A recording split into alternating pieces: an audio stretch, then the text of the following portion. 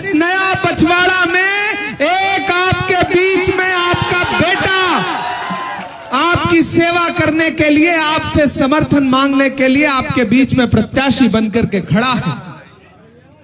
मैं आपको यह कहने आया हूं कि गरीब दास, सोचिए जिस शख्स के नाम में ही गरीब हो, वो आम जनता और गरीब लोगों के लिए कितना काम करेगा।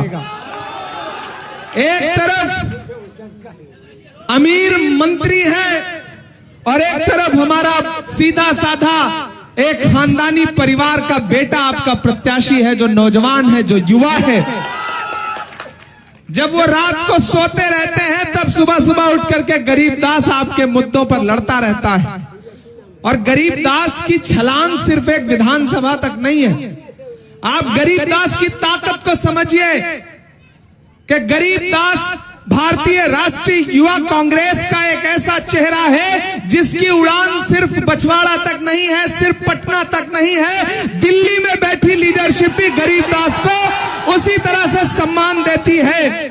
इसीलिए मुझसे राहुल गांधी जी ने मुझसे और अखिलेश जी से कहा, उधर केसी वेणुगोपाल जी ने भी एयरपोर्ट पे हम लोगों से कहा कि जाइए और ये सुनिश्चित करिए कि गरीबदास किसी भी तरह से चुनाव जीत करके असेंबली में पहुंचे। नमस्कार। तो आपने इस वीडियो में देखा कि कांग्रेस के राज्यसभा सांसद इमरान प्रताप गढ़ी रविवार को बेगूसराय के बछवाड़ा सीट पर पहुंचे। यहां से विधानसभा सीट जो मिली है कांग्रेस पार्टी को मिली है और यहां के जो प्रत्याशी हैं वो गरीबदास हैं। इमरान ने कहा कि यह सिर्फ चुनाव नहीं है, विधायक चुनने का चुनाव नहीं है, बल्कि यह बिहार की सरकार को बदलने का चुनाव है। यहाँ के विधायक मंत्री सुरेंद्र मेहता 66 साल के हो गए हैं।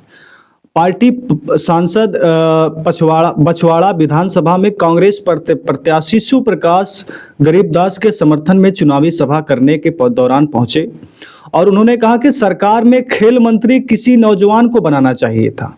यहां से चुनाव मैदान में एक तरफ 66 साल के बुजुर्ग तो एक साहब 76 साल के हैं, यानी कि निशाना तो एक जो वहाँ के विधायक हैं, क्या नाम उनका, बीजेपी के जो मंत्री सुरेंद्र मेहता, और दूसरी तरफ 76 साल के, यानी कि ये बात नीतीश कुमार के लिए हो सकती है।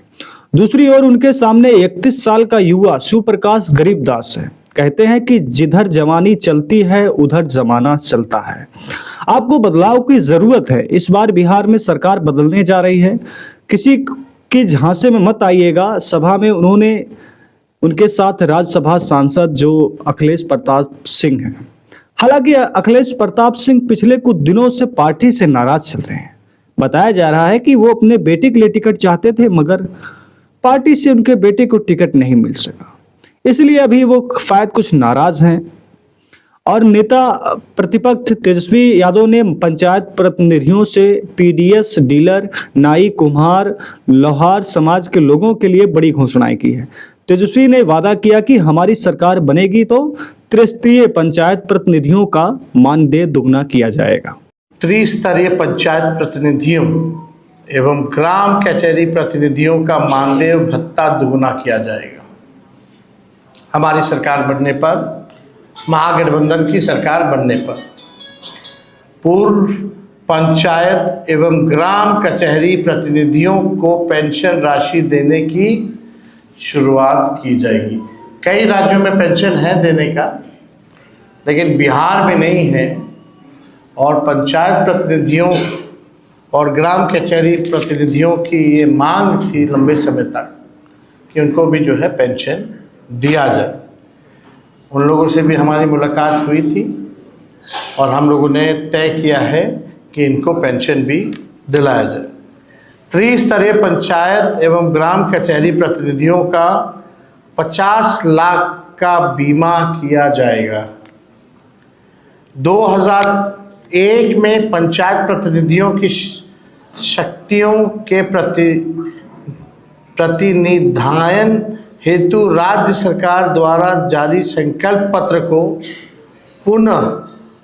पुनः जो है हम लोग जो है लागू किया जाएगा। और दूसरी तरफ बिहार के जो प्रभारी बनाए गए, जिनके ऊपर बहुत बड़ा आरोप लगा, कृष्णा अल्लावरू, कि वो टिकट चोर हैं। टिकट चोरी करके उन्होंने टिकट को बेचा है, चोरी की है। बिहार कांग्रेस के कृष्णा वल्लरू ने कहा कि भाजपा से सवाल है कि आपके मुख्यमंत्री का चेहरा कौन है। हमने तो अपने मुख्यमंत्री का चेहरा घोषित कर दिया तेजस्वी यादव को। अब सीधे तौर पर अमित शाह और मोदी जी से पूछा जाना चाहिए कि बिहार का सीएम फेस का चेहरा कौन है। उनके ऊपर लगे टिकट बंटवारे के आरोप पर उन्होंने कहा कि नाराजगी सबकी है, उनकी नाराजगी जायज़ है, हम उनकी नाराजगी को मानते हैं, लेकिन जितने भी लोग, सभी लोग चाहते हैं कि हमको टिकट मिले, सभी को टिकट दिया नहीं जा सकता। जो नाराजगी है वो हम बहुत जल्द दूर करेंगे उनसे मिलके। अभी हमारा सारा फोकस चुनाव को लड़ने में है। यूनाइटेड होकर गठबंधन के तरफ से बिहार के लोगों के लिए, बिहार की समस्याओं को लेकर एक मजबूत हमारा विजन है, एजेंडा है। एक फ्रेश टीम है, यंग टीम है, और हमें उम्मीद है कि बिहार समझती है कि अभी बदलाव की ज़रूरत है अगर बिहार को बेहतर बनाना है तो। लेकिन आपने देखा कि पिछले 25 तारीख को जब प्रधानमंत्री मोदी जी वहाँ बिहार में गए थे तो उन्होंने 45 मिनट के भाषण में 35 बार जंगल राज, 10 बार आरजेडी का जिक्र किया।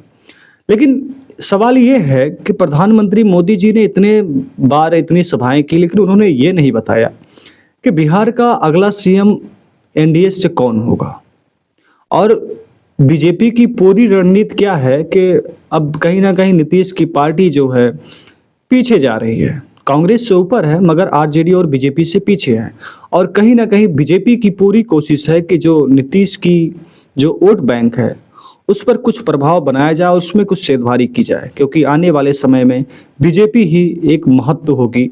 और पिछले एक बार भी जब से चुनाव हो रहा है, एक बार भी वहाँ पर एनडीए यानी कि बीजेपी के कोई मुख्यमंत्री नहीं बना है चेहरा।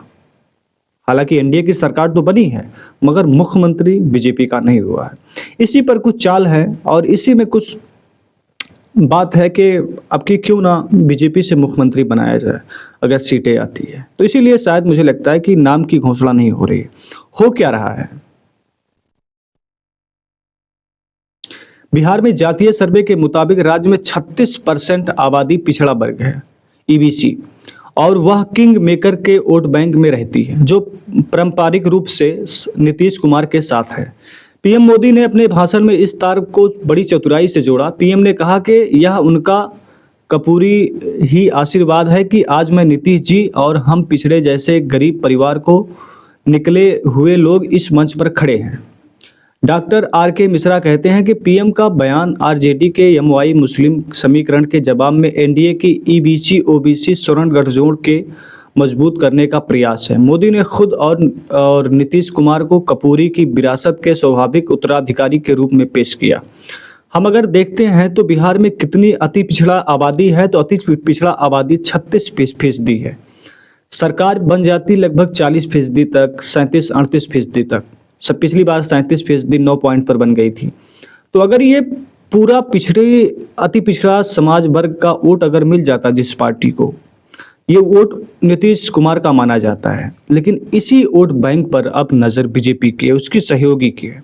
बीजेपी को देखो, लोग ये कहते हैं कि बीजेपी जिस पार्टी के साथ गठबंधन करती है अक्सर वही पार्टी बीजेपी में विलय हो जाता है या पार्टी खत्म होकर बीजेपी में शामिल हो जाती है, उसके नेता शामिल हो जाते हैं। पीएम मोदी ने सिर्फ कपूरी की विरासत पर दावा नहीं किया बल्कि उन्होंने आरजेडी उनकी उपाधि चोरी करने का आरोप भी लगा दिया। उन्होंने कहा कि जो जमानत पर हैं ये चोरी, इनकी आदत ऐसी है कि अब जननायक की उपाधि चोरी करने में जुटे हैं। बिहार के लोग जननायक कपूरी बाबू को अपना अपमान नहीं सहेंगे।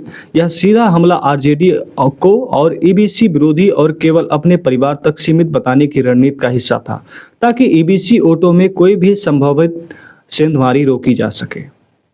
सवाल यह है कि कपूरी ग्राम में गूंज रहा, जहां एक धड़ा पहली बार किसी प्रधानमंत्री के अपनी धरती पर आने से अभिभूति हुई है, वहीं दूसरी इसे विशुद्ध चुनावी राजनीति का हिस्सा बताते हैं।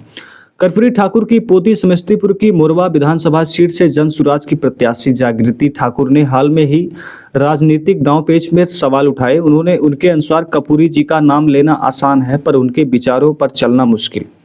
एक दिन का सम्मान नहीं है, बल्कि हर दिन उनके सम्मान करना चाहिए। असली सम्मान तब होगा जब समस्तीपुर की बंद कारखाने खुलेंगे, पलायन रुकेगा, ना कि सिर्फ चुनावी फायदे के लिए उनका नाम जोड़ा जाएगा। यानी कि उनकी जो पोती है उन्होंने सीधा सा हमला कर दिया।